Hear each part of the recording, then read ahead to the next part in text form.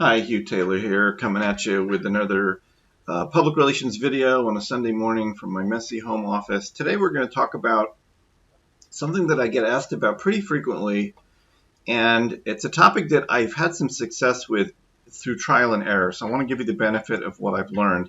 And this has to do with press releases and restaurant marketing, public relations for restaurants, especially new restaurants.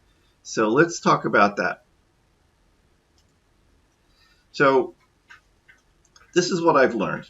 And the reason I think this video is worth doing is that I get approached by a lot of people who are launching restaurants or trying to promote their restaurants. And it's obviously a huge investment and a lot of effort to get a restaurant off the ground.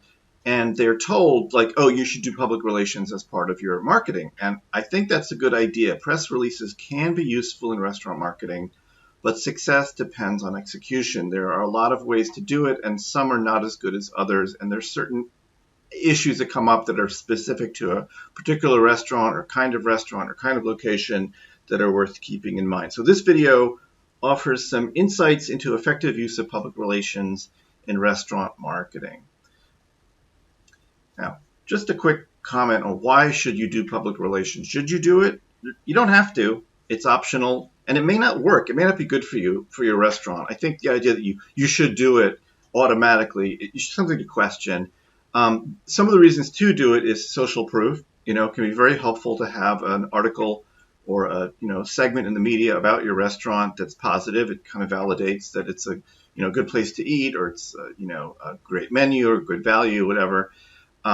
Gives a potential for new customers to discover your restaurant in the media.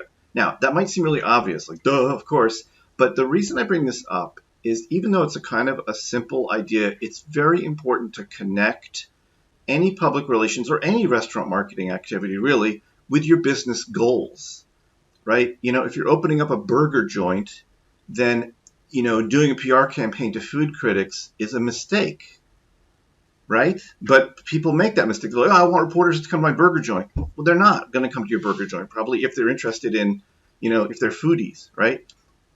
Alternatively, if you're a foodie kind of place or gourmet restaurant, then doing press release distribution for search engines is probably not going to help you either, right? So you have to kind of connect the dots. What are you trying to accomplish, and how can PR help you?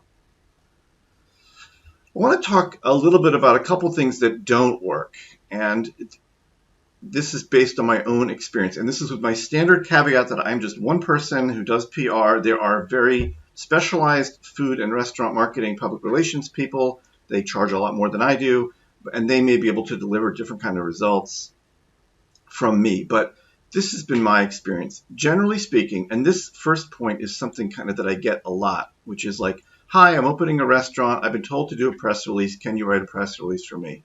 Yes, I or any number of people can write a press release about your restaurant. You can send it to your local newspaper or your local TV station. Fine. In my experience, that really doesn't work very well because usually there's a lot of restaurants, right? So a lot of them are trying to get media attention. It probably isn't going to work. Or alternatively, writing a press release and distributing it through a wire service, which is something that I do and every PR firm does, putting it out on PR Newswire or EIN Presswire or whatever, which I use.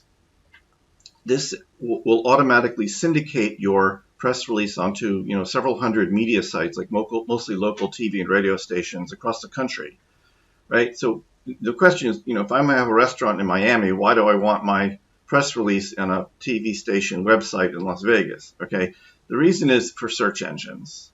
It can work if your restaurant is in a certain niche, right? So if someone is Googling, what's the best family restaurant in Miami, maybe your press release will come up in the search results, and then you actually will get customers from your press release. But if you're like a really gourmet restaurant and your clientele is very selective, they're not going to be Googling for a fun place to go to eat in town, right? So that's going to be a miss. So my suggestion is to be circumspect about this general advice, this sort of, you have to do PR if you're promoting a restaurant. Not necessarily, okay? Sometimes the best PR is the PR you don't do, okay? And I say that as someone who makes a living in PR, but I don't want to, like I said in some other videos, like, I don't want to waste your time and money because I don't want you to be upset with me. Really, that's the issue. But let me tell you, there are things that do work. Okay, and this is what's been very exciting in the last year or two. Had some cool success stories with restaurant promotion through public relations. What I found tends to work best is some type of live event, like a special tasting menu, exclusive reporter media, tasting menu session, charity fundraisers, things that get people out, the reporters out of the house. Reporters like to get out of the house. They like free food and free drinks, especially free drinks. Okay, and there's no offense to reporters, but they want to have a good time. Reporters are often cooped up in their apartments writing stories. They want to get out, and also you want them to taste your food, right? You want them to come and experience something. Now, in this location does matter because it's easier to pull off in a big city, right? In New York City, I can find over 600 food reporters to invite to your restaurant. If you're in a small town, it's not so easy, right? But the same idea can apply because small towns have smaller media outlets, so they might be interested in a local story and that kind of thing. Let me show you some examples of what I've done in this regard. So here's some success stories. This is the first one is for a gourmet coffee roasting place in New York City. We invited food reporters, restaurant reviewers to come to a special coffee tasting and got some nice attention, got people to come. We got some write-ups like this one in Martha Stewart. Here's a sushi restaurant in Los Angeles that they had, this was at my suggestion, they had what they called Customer Appreciation Day, where they had free samples, and their thing was sushi sauce. They have their own homemade special branded sauce, and we said to reporters, come to a sushi sauce tasting, learn about the special sauces for sushi. That got some write-ups, including this one in a California online newspaper.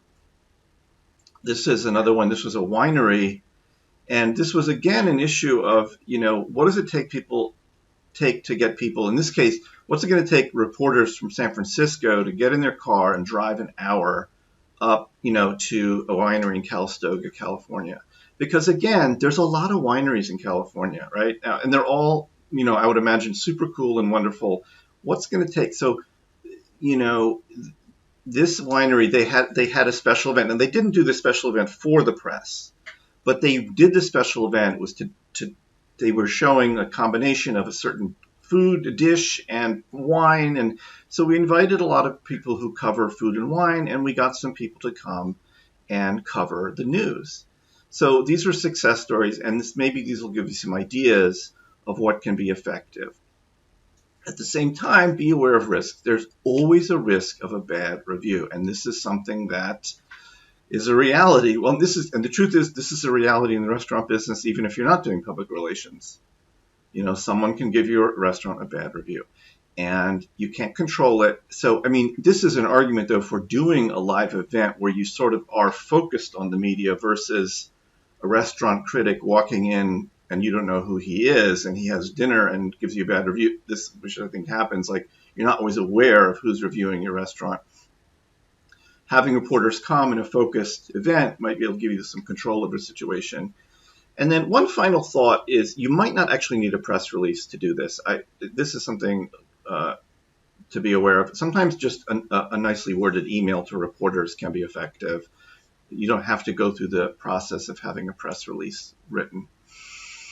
Those are some thoughts on this. If you like what you hear, we have a free ebook called Stop Being Invisible, which talks about these general ideas in more depth. It contains press release examples and step-by-step guidance on public relations. It's available at the link below. And we'd love to work with you. We're at commsfactory.net. Come see us.